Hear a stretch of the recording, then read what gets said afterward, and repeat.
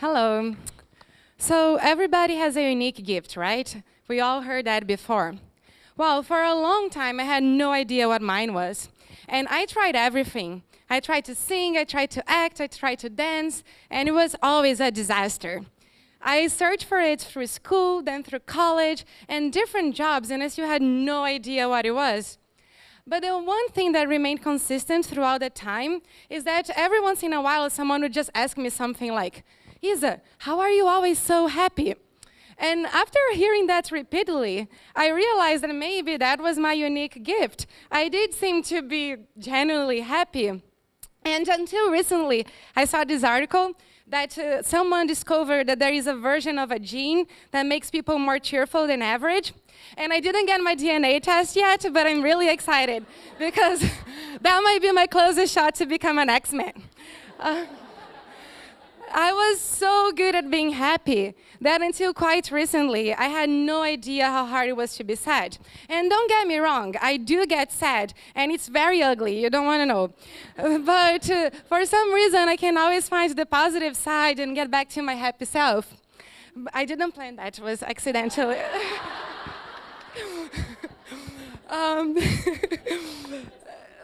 But in some point in the second half of 2012, I got to this sad wave that didn't seem to end. It's not like something major had happened. From the outside, everything was great. I had a nice job, I lived in a nice area, I was healthy, I had no credit card debt, so why the hell I was so sad? From the inside, though, it felt a little bit different. I had moved to LA maybe a little bit more than a year ago, and I had already moved 3 times. I was still renting furniture and paying rent month by month. It's like I wanted to keep my options open. I didn't want to commit to something because I didn't know what was going to happen. What I didn't realize is by not wanting any strings attached, I was actually feeling empty. And by wanting total freedom and the liberty to just do whatever I wanted, I became a prisoner of my own choice. But if that was the only problem, right, you might be asking, then why don't you just sign a lease and buy furniture?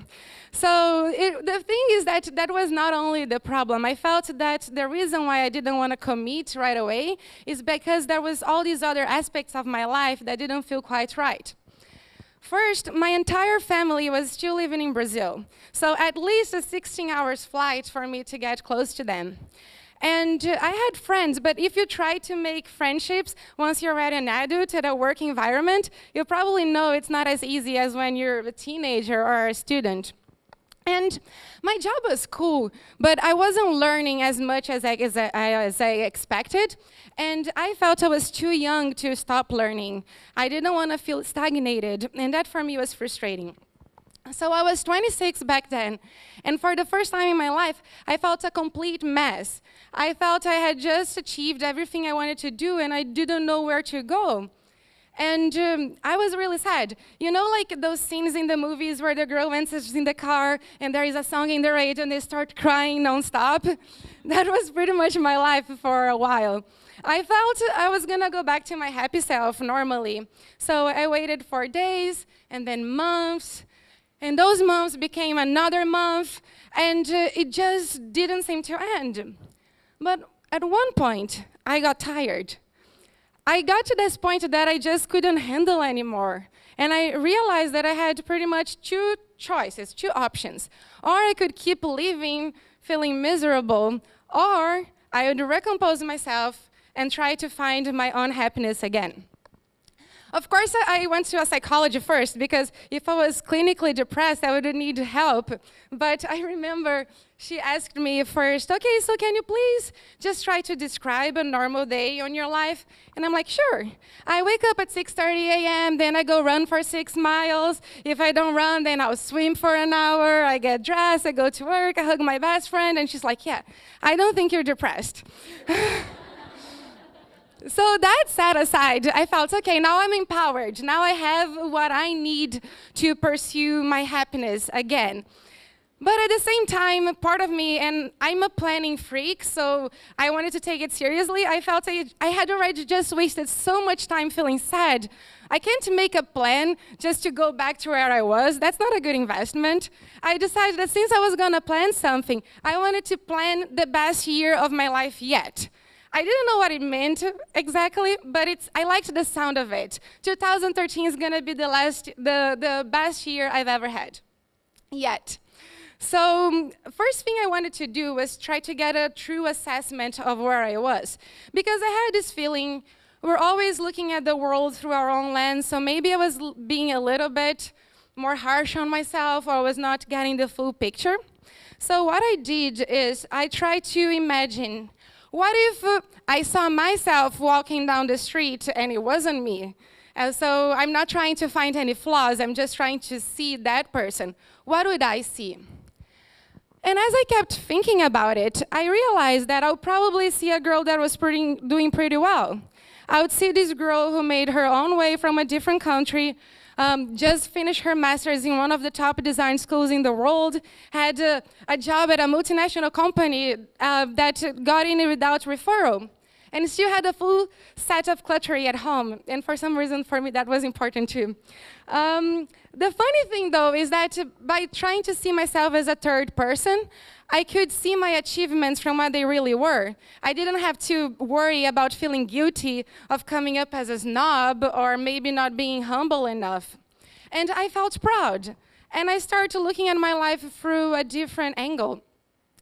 And I also try to find meaning at my job, because there are several researches that shows that when you find the intrinsic value in what you do, you're the happiest.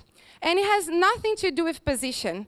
There are some doctors that struggle to find their value, and there are janitors that are really happy because they know that whatever they do helps the world, helps people around them to be more productive. In my case, I was designing movie covers for a free digital entertainment channel, so not saving lives. But instead of thinking of what I was not doing, I tried to think about what I was really providing, what I was adding to the world. So I tried to think of it in a different perspective. I imagined this couple getting home after a long day at work. It's a hypothetical couple, but they just spent a long day working, and they're running short of money, so they get home and they want to watch a movie for free. And they're browsing the movies. And by making fun, beautiful movie covers, I was actually marginally, tinily adding the joy. And it was not much, but if you consider that we had millions of users, that marginal addition of joy added to each other was actually quite meaningful. And once I thought my job through in that way, then I wanted to do even a better job, because I owe that to that couple. I wanted to make them marginally happier. So thinking about my future, thinking about my present in that way made me feel less anxious about my future as well. And I realized I didn't have to pursue everything at once. I could focus on the one next time that I needed to do for my future. And I looked at it and what was this that I was missing. And I really wanted to learn more. I didn't want to stagnate. But what didn't occur to me until back then is that maybe that learning didn't have to come from my job specifically. There were other ways to be challenged. So that's when I came up with the idea to pursue my MBA. I realized that I already had a GRE that was going to expire, but it was still good. UCLA offered a part-time MBA, and I could take the MBA while still in my job. And my company offered free tuition reimbursement. So, well, it was not free, but it was still a part of a tuition reimbursement.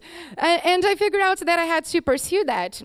And having that goal to look forward gave me a focus. I knew I couldn't really control the fact that I was going to get in the MBA, but I could still do everything under my power to get close. So go to every network event, go to classes, show my face, try to make nice essays.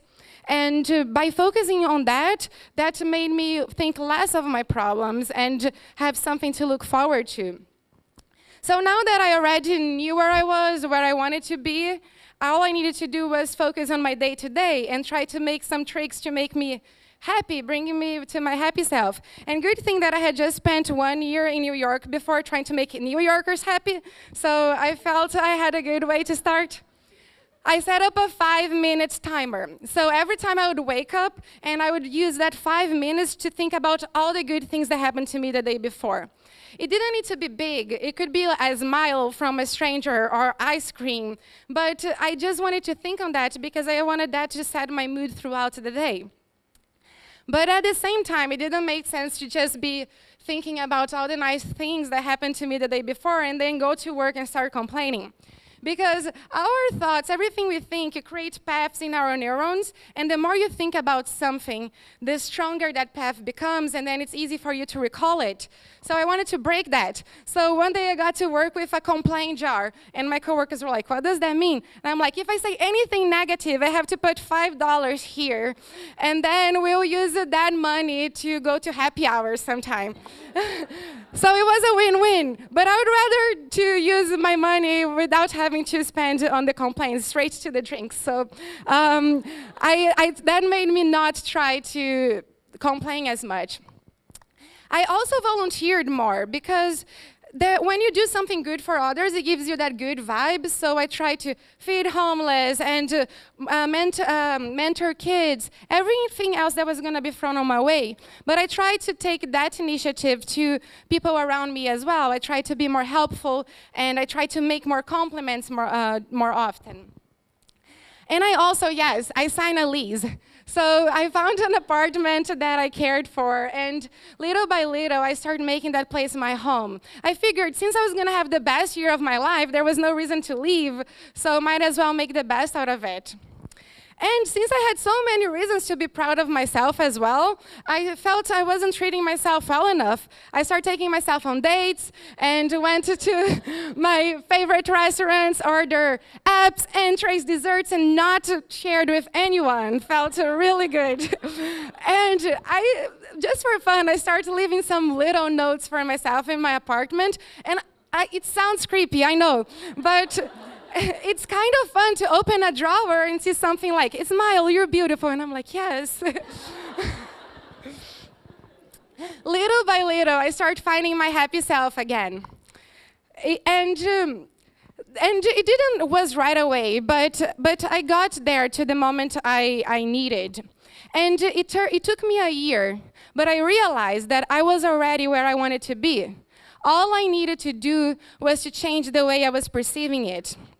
When I was a kid, I read this quote, and I had never forgotten about it, but I also have never fully understood. And it was something like this: the secret in life is not about chasing butterflies. It's about taking care of your garden, and they will come to you. And that's exactly what happened. The moment that I allowed myself to grow roots, I had to take care of it, because otherwise it would rot. And as I cultivated it and invest on it, I started attracting good things for myself. By that fall, I had already started my MBA. And I actually just graduated last month, and it was an amazing experience. I would have done it all over again. And by December, I had a job offer on my dream company. And it's so awesome that I'm there until now.